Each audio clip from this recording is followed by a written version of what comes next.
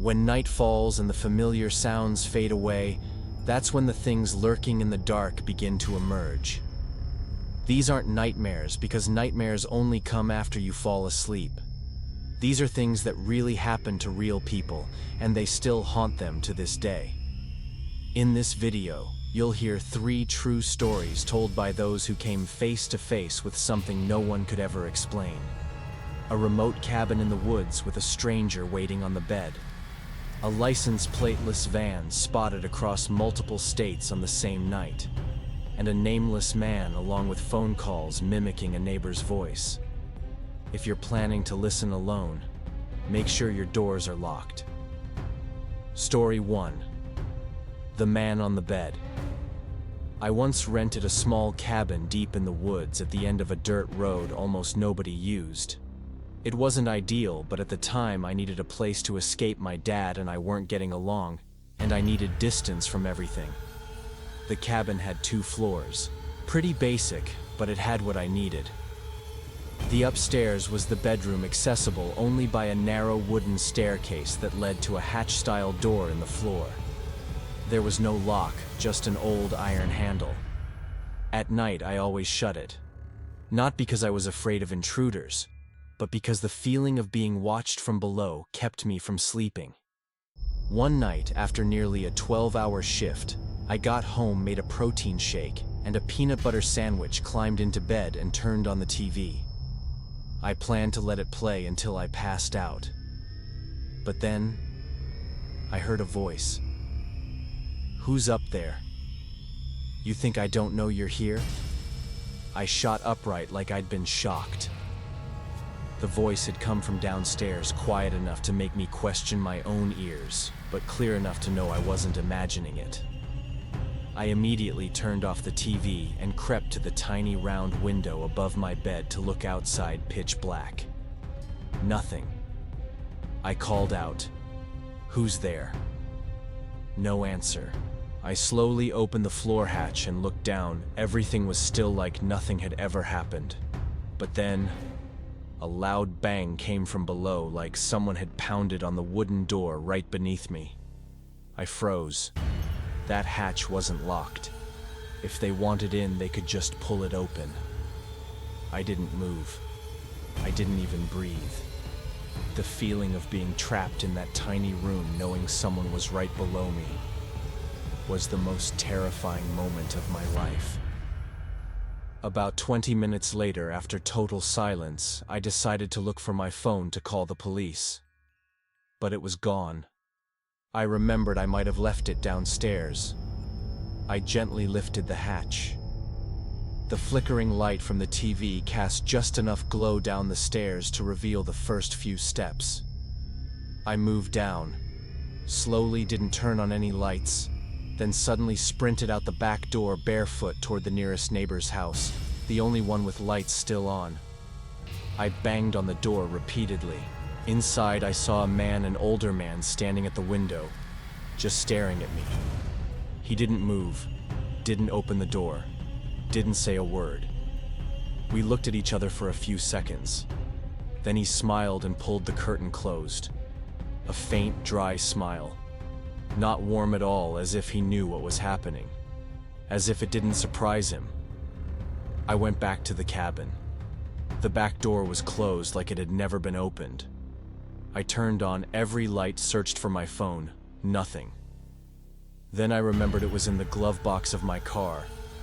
When I came back to the cabin with the phone in hand, I climbed the stairs and froze. Someone was sitting on my bed, wearing my jacket, eyes locked on the TV screen like he had always lived there. I screamed. He slowly turned his head, the light from the TV cast over a pale, empty face. I didn't wait. I ran down, jumped into my car, and called 911. The police arrived. I saw a figure dart between the trees behind the cabin into the woods. They searched. No one inside. I told them everything. One officer asked, "Do you have somewhere else you can stay tonight?" I nodded. And for the first time in a month, I went back to my dad's. The next day, I returned to clean up and prepare to move out. That's when the landlord showed up. I told him the story. He only asked, "Did you see his face clearly?" I shook my head. He paused, then said, "You're not the first." Story 2. The van with no plates. I used to live in a small town tucked deep in the wooded parts of Indiana. It was peaceful, almost too peaceful. At least that's what I thought until one night in 2013 when my car broke down and I had to walk home after a late shift. The road I took was a winding dirt path, no lights, surrounded by thick woods. Around midnight, a light fog began to settle over the road as I turned onto the final stretch toward my house. That's when I heard the sound of an engine in the distance getting closer, slowly. Behind me, I saw a white van, its headlights off, creeping along the road silently. I tried to reassure myself, probably just an old van. Headlights are busted. But seconds later, the high beam snapped on, engine roared like someone slammed the gas. Then everything went dark again as it neared me. A chill ran down my spine. That wasn't random. Someone was playing with me. I kept walking faster now, pretending not to notice. Then behind me, both van doors flung open. No one stepped out, but I knew I wasn't safe anymore. I bolted into the woods, feet crushing wet earth and dry twigs. I found a large rock and hid behind it, heart pounding out of my chest. That's when I heard them voices. A man's voice, middle-aged. I think she ran into the woods. Then a young woman's voice, clear and sweet. "Yes, I'll go find her." Then 3 more female voices, almost in unison. "Find her quick." And then the man again, saying something that made me want to vomit. "Whoever finds her tonight doesn't have to drink blood." I froze. What kind of ritual was this? I was being hunted, and the reward was being spared from something even worse. I covered my mouth, held my breath. A figure passed inches from where I was hiding. They stopped, then moved on, like I had just slipped past death. I don't know how long I stayed there until I saw flashing red and blue lights flickering through the trees. I ran toward them, screaming. A police officer caught me and held me.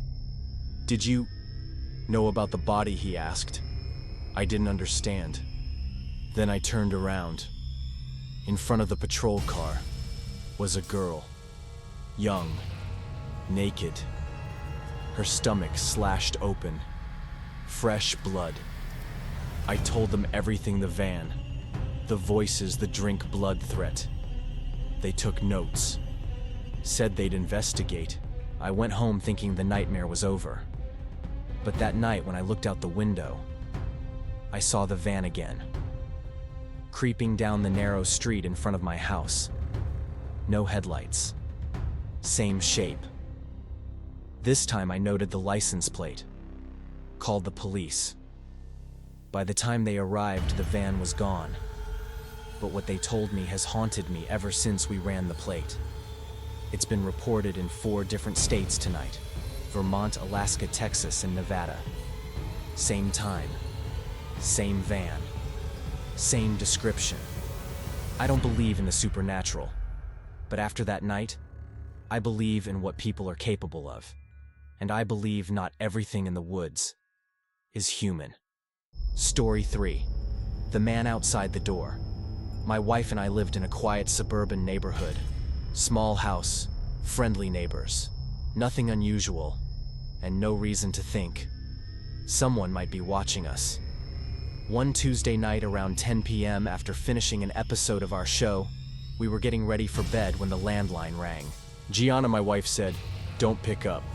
Nothing good comes from a call at this hour." I nodded, let it ring out. But a few minutes later it rang again. Caller ID unknown number. I hesitated, then picked up. The voice said, "Do you know who's standing outside your house?" I recognized it. It was Al, our next-door neighbor. But something was off. His voice was slow, muffled, like it was echoing from far away. I was about to respond when he hung up. I stepped outside, checked the porch and yard, nothing. Looked through the window, no one. I started to think Al was playing a prank, which was very unlike him. I called back, no answer. Minutes later, the phone rang again. Al's name this time. Same voice. Go outside. He's still there. I looked again, and this time I saw him. A man, standing at the edge of our front yard, wearing a hood face hidden, completely still, not moving forward, not backing away, just standing there, like a statue. I shouted, "Who are you? I'm calling the police." No reaction. As I turned back inside, the phone rang again. This time it really was Al. "Hey, I saw a missed call. Is everything okay?" I froze. I said, "You just called me. Twice. Said someone was outside." Al replied, "No. I've been watching TV with my wife the whole time." I put the call on speaker. Gianna confirmed we both heard his voice earlier. Al did the same. His wife said he hadn't touched the phone. We sat in silence for a few seconds. I stepped outside again. The man was gone. A week later, I received an envelope. No name, no return address. Inside was a piece of paper. No handwriting, just cut-out magazine letters. "Thank you for opening the door." But they all started with something seemingly harmless. A voice, a van, a familiar phone call. And by the time you realize something's not right, sometimes the thing watching you is already at your door. You don't have to believe in ghosts. You don't have to believe in the supernatural. Just live alone, walk late at night, hear a knock when no one's there. Just once, feel like you're being watched. And if that ever happens to you, don't open the door.